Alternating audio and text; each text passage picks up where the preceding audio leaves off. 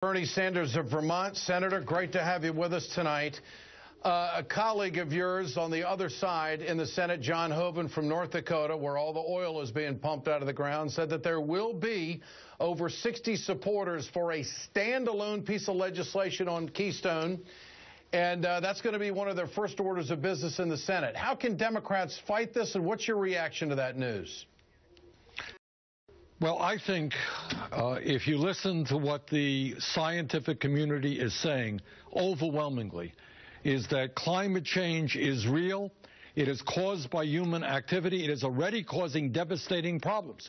So my response to Senator Hoeven is listen to the scientific community.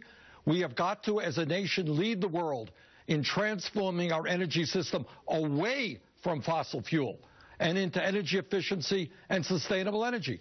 Frankly, we will look like fools throughout the entire global economy if we are advocating more and more dirty oil at the same time as we're talking about the need to combat global warming. So we have got to defeat this Keystone pipeline. We've got to rally the American people to do it, and we've got to get President Obama to be strong on this issue. Well, speaking of the president, he was asked about it yesterday after Mitch McConnell's press conference. Here's what he had to say about the Keystone XL at his press conference. Our energy sector is booming, and I'm happy to engage Republicans with additional ideas for how we can enhance that. And so Keystone I just consider as one small aspect of a broader trend that's really positive for the American people.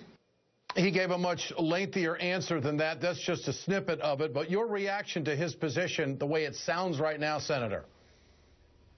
Look, my reaction is pretty simple. When people tell you that Keystone is a jobs program, they're not telling you the truth.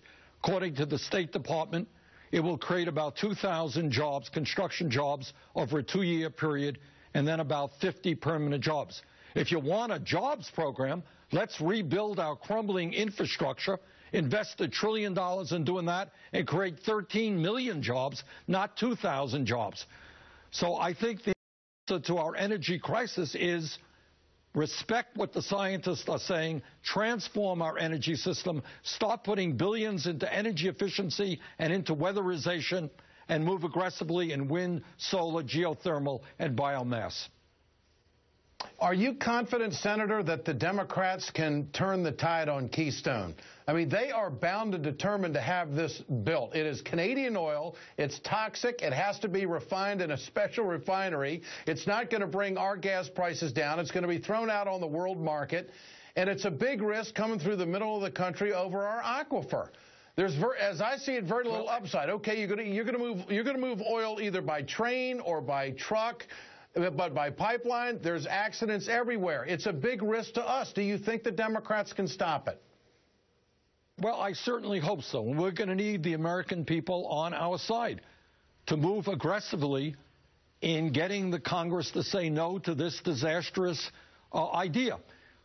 You made a good point, Ed, is that this oil, a significant part of this oil, is going to be exported to Asia.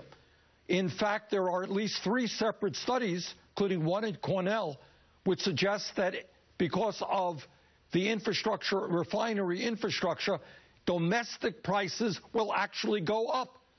So here we are doing something which will exacerbate climate change, will create a minimal amount of jobs, will enrich the companies that own the oil fields and who do the refinery, do the refining, and at the same time raise gas prices in the United States. This does not make a lot of sense to me.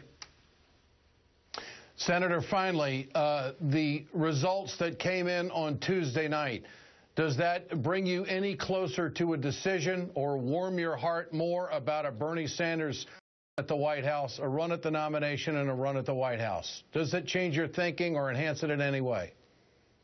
Well, there's nothing about Tuesday night that warmed my heart, and that was a disastrous night. You know, we are reaching out all over the country to try to ascertain what kind of support there is for a campaign that takes on the enormously powerful billionaire class. I mean, we're not just talking about the Koch brothers. You're talking about Wall Street and the oil companies and all of these guys. Can we, in fact, take them on through a strong grassroots movement? And I'm just talking to people all over the country to kind of figure out what kind of support there is there for that type of campaign.